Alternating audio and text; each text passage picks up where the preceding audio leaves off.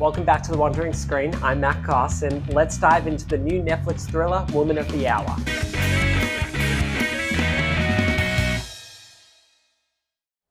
It's hard to believe that Woman of the Hour premiered at the Toronto International Film Festival in September of last year, and we're only now just seeing it on Netflix. What the hell took so long? There was a Halloween in October last year. It's unlikely the film will be eligible for awards this year, which is a real shame, because this project marks the directorial debut of Anna Kendrick, who you know from Pitch Perfect and Up in the Air, and she truly delivers a powerful hit right out the gates. It's a 94-minute crime thriller, perfect for a double feature. The film is based on true events. You can tell a story that takes the essence and evidence of what transpired, but you'll never be able to recreate the actual day or relive it, especially when you weren't there. Just like how you can tell how much of Rory Gilmore is inspired by Lorelai, but her actions and words don't align with her mother's, lest we forget what happened when she lost her virginity to Dean. Rory doesn't base herself on Lorelai. They're just close, not based on. Inspired by.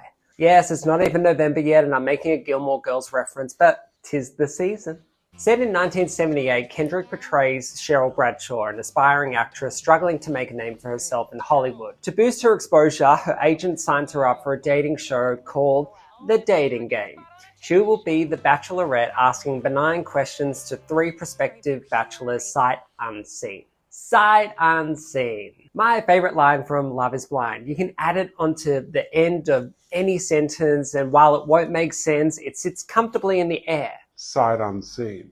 Unbeknownst to Cheryl and the casting team, contestant number 3 is Rodney Alcala, played by Daniel Zovatto, a man whose charming facade hides a terrifying reality.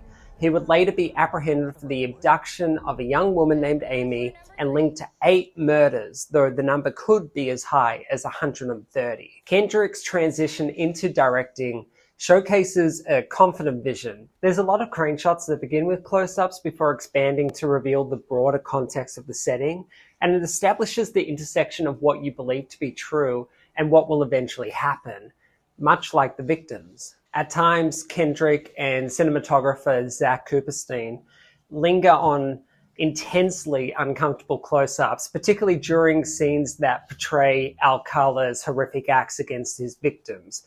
This heightens the chilling tension throughout the film as we witness Alcala luring young women, often isolated and too trusting, into his trap. The film's aesthetic shares similarities with Late Night with the Devil, of course, particularly in its 70s game show and talk show atmosphere.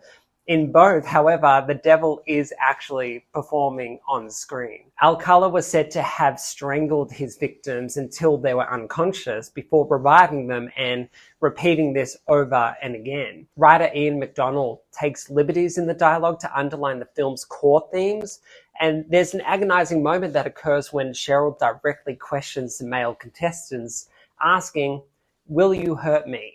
This line perfectly accentuates the film's exploration of vulnerability in a predatory world. I often grapple with projects that prioritize the killer's perspective over that of the victim. It can be frustrating to focus on how a murderer manipulates rather than to witness the life that was unjustly taken.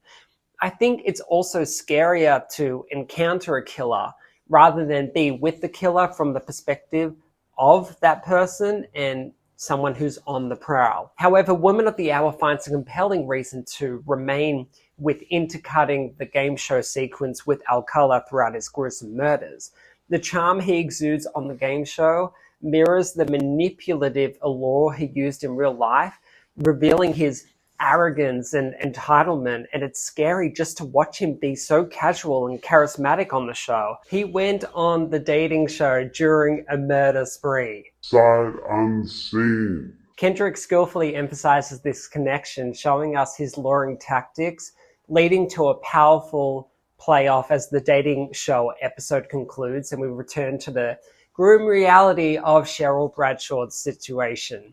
The scene in the parking lot alone has haunted me for years, and this was the first time I've seen it. It doesn't make sense. It was insidious. It was an incredible shot. I have always enjoyed watching Anna Kendrick on screen. She brings an authenticity to her characters that's hard to ignore, and her facial expressions resonate with genuine emotion. There's a pivotal dinner scene when Alcala's personality flips and Cheryl has to be cautious with every facial movement as she studies him and becomes more convinced that he might actually be dangerous and that this is a dangerous situation. Kendrick is really great. Overall, Woman of the Hour is not just a film about a chilling true story. It's a exploration of the darker sides of charm and vulnerability. Let's see what she does next.